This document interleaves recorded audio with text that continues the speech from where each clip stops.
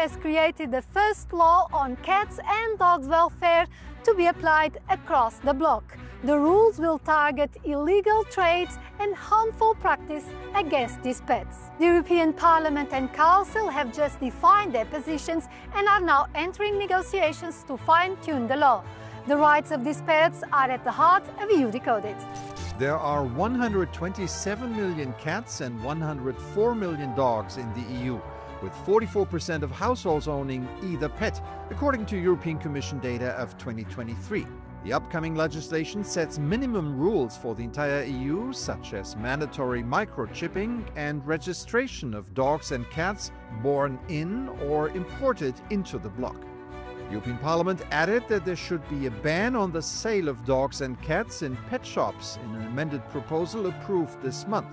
Finally, to avoid consanguinity, the crossbreeding between parents and children, grandparents and grandchildren, as well as between siblings and half-siblings, will be prohibited.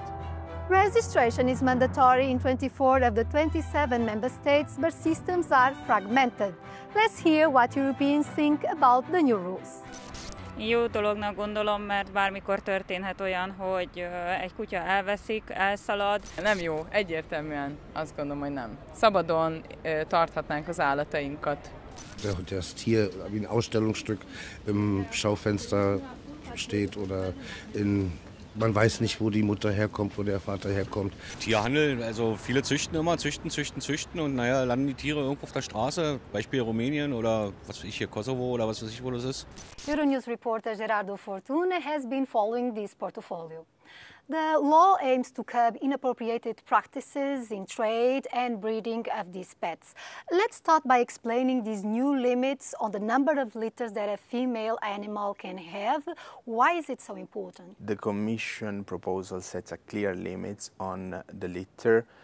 So basically, a female of a dog or a cat can have maximum 3 litter over a 2-year period. And after that, they're going to have at least 1 year of break.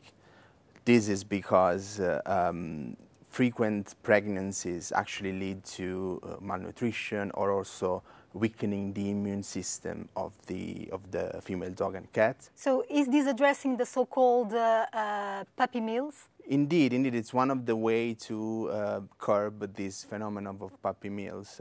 At the moment, it's actually both backed by the Council and the Parliament. There are also new rules and recommendations for pet owners in terms of the conditions that should be provided for the animals. What does the law impose now? There are some new standards when it comes to, for instance, species nutrition, depending on the species of the animal, a walk in the day, but also, for instance, confinement. This is approved just for transport or during hospitalization. So the 3 European institutions will now negotiate the final text of this law. Are there still any points of friction? What else could change? The main point of frictions are due to the fact that the European Parliament position is more ambitious than the Commission's proposal, but also than the Council position. So, for instance, they're trying to ban inbreeding or breeding for extreme physical traits, but also euthanasia for healthy dogs in shelter.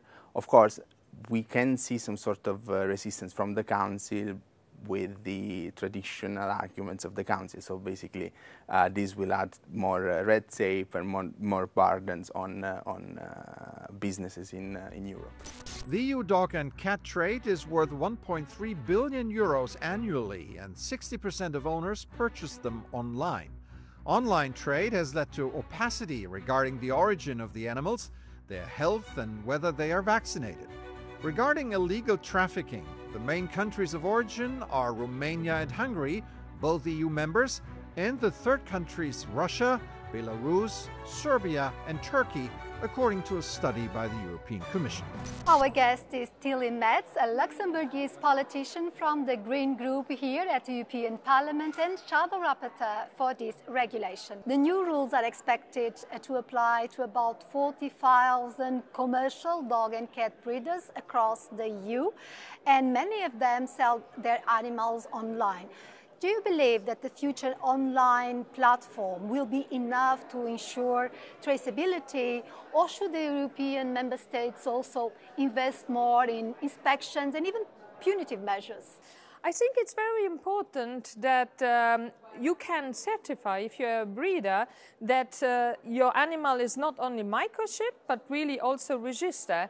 And it's really the aim and the responsibility now from the Commission side to put a system that will work also in every member state. So we have also then the guarantee of interoperability to really have traceability of the animal throughout Europe. Illegal pet traders operate in mafia-like structures, said your colleague Peter Lees 2 years ago when the Commission proposed this regulation.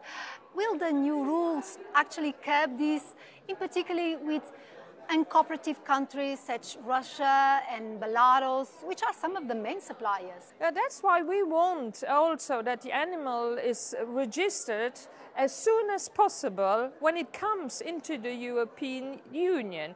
So what we have been advocating is really that the animal is registered already at the border. But now it is really to look also what is possible to implement. But the rule should be that the animal is also registered in the lapse of time when it comes into the European Union. So finally, although dogs and cats are about 90% of Europeans' pets, could this law be extended to other companion animals? Could you explain a little bit the positive list that is advocated by the European Parliament? Which species could be included? You know that some people like to have snakes or even animals, wild animals that are protected, or little monkeys or whatever. So if we have a positive list, that would mean all the animals that are not on this positive list, you are not allowed to have them as companion animals. Electronic tracking may also help to combat pet abandonment. There are an estimated 100 million dogs and cats on streets and in shelters across Europe, according to the Socialist and Democratic Group in the European Parliament. We won't know whether this situation will change until the European Commission presents the first evaluation report in 5 years. But first, we need the regulation to be approved.